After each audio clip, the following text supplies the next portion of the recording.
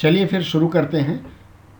सबसे पहला सूत्र आज के इस कार्यशाला का या आज के इस सत्र का, इसमें शब्दों का क्रम कैसा हो। जैसे वाक्य में सबसे पहले कर्ता और क्रिया का स्थान होता है। कर्ता अर्थात जो व्यक्ति काम कर रहा है, और क्रिया मतलब जो काम किया जा रहा है।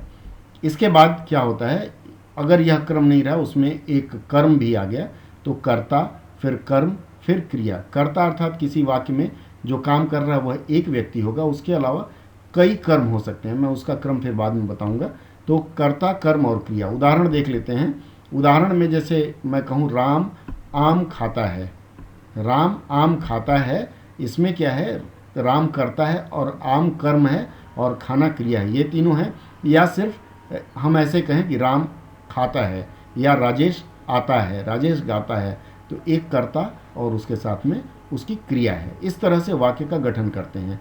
लेकिन इसमें अगर कई बार क्या होता है, क्रिया के बदले हमें कर्ता पर जोर देना होता है। जब हमें कर्ता पर जोर देना होता है तब कर्ता को क्रिया के बाद में रख सकते हैं। कैसे, आइए देखें। जैसे मान लीजिए, कई बार इस तरह का प्रयोग अक्सर आप कविताओं में या गद्य में सुने होंगे। जैसे लड़ती है सेना नाम सिपह सलार का, या नाम सेनापति का। इस तरह से गाते हैं गायक, नाम होता है सिनेमा का। तो इस तरह के वाक्य जहाँ हो जिसमें आप क्रिया के बदले कर्ता पर जोर देना चाहते हैं, तो वह क्रिया के बाद रख देते हैं। इसके बाद क्या होता है, वाक्य में जब दो कर्म हो। जैसे मान लीजिए मैंने कहा राम आम और मिठाई खाता है। राम कर्ता हो गया, आम और मिठाई दो कर्म हो गए। तो ऐसे में किसे कैसे रखें। देखिए, जब वाक्य में दो कर्म हो तो आपको सबसे पहले सजीव कर्म को आगे रखना पड़ता है। सजीव मतलब जिसमें जान है, जो जिंदा है। उसके बाद निर्जीव, जैसे ईंटा पत्थर, इन सब चीज़ों को आप सजीव कर्म के बाद रखेंगे। आइए एक और उदाहरण से देखते हैं। उदाहरण है, जैसे मान लीजिए कि राम गाय और मिठाई खरीद के लाया।